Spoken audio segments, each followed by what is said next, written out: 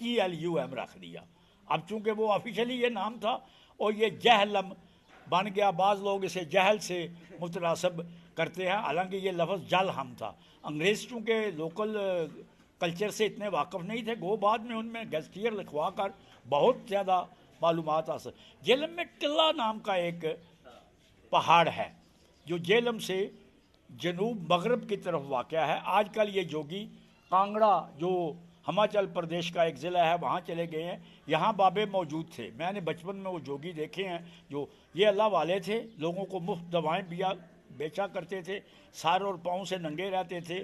رام رام رام رام کرو، اللہ اللہ کرو، بات ایک ہی ہے. پرمیشور کہو، بات ایک ہی ہے. اللہ کہو، بات ایک ہی ہے.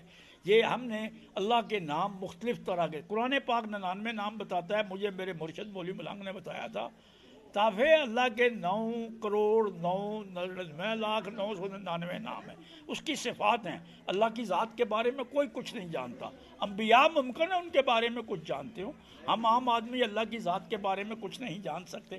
اس نے اب یہ مجھے بتایا ہے کہ جہلم میں یہ ایک میوزیم قائم کر رہے ہیں. وہاں چاہے پانی کا بھی انتظام ہوگا، لوگوں کی بیٹھک بھی ہوا کرے گی، ادبی نشستیں بھی ہوا کریں گی.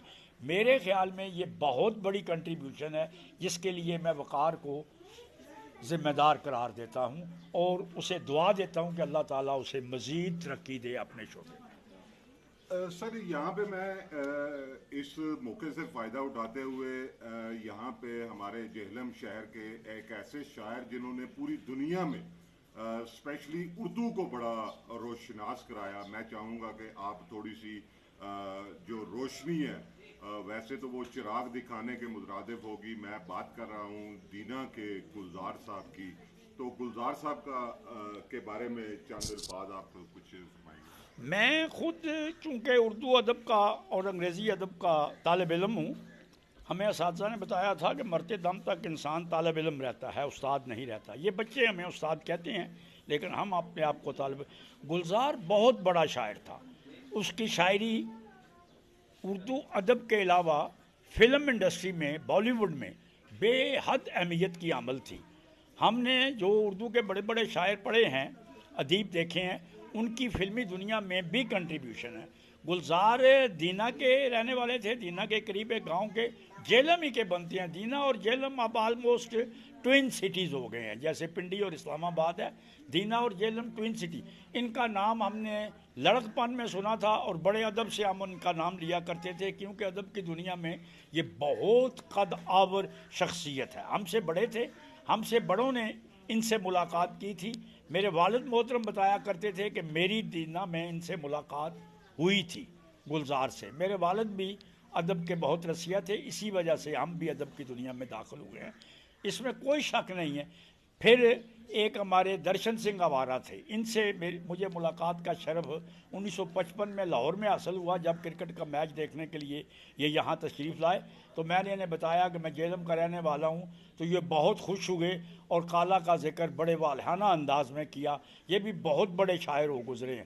ہمیں مذہب کی بنیاد پر اتنی نفرت نہیں کرنی چاہیے. ادب ادب ہے، ادب میں سب لوگ تخلیق کرتے ہیں. ادب میں تخلیق کرنے والے کسی مذہب سے متعلق نہیں ہوتے، ادب سے متعلق ہوتے ہیں. ادب زندگی کا آغاز ہوتا ہے، زندگی کے بارے میں سبق دیتا ہے. ہم نے جب ادب کا مطالعہ شروع کیا تھا تو ہمیں بتایا گیا تھا کہ ادب وہ چیز ہے جو زندگی آموز بھی ہے، یعنی اس میں زندگی ملی جلی ہوتی ہے، اور زندگی آموز بھی ہے، زندگی کے بارے میں سبق بھی دیتا ہے. اس لحاظ سے ہم ان دونوں بزرگوں کو، گلزار اور درشن سنگھ آوارہ کو، ادب کے بہت بڑے نام قرار دیتے ہیں اور انہیں ہدیہ تبریک پیش کرتے ہیں.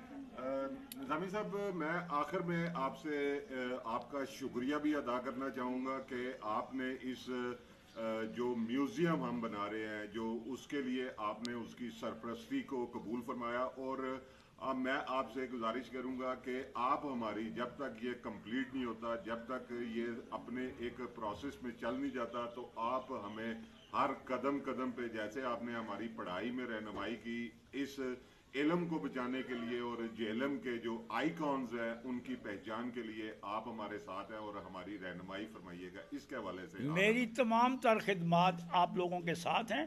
مجھے بے حد خوشی ہوگی اگر جہلم میں یہ میوزیم پھلے گا، پھولے گا. میں آپ کو بالکل بتاتا رہوں گا کہ کون کون سے لوگ ہیں.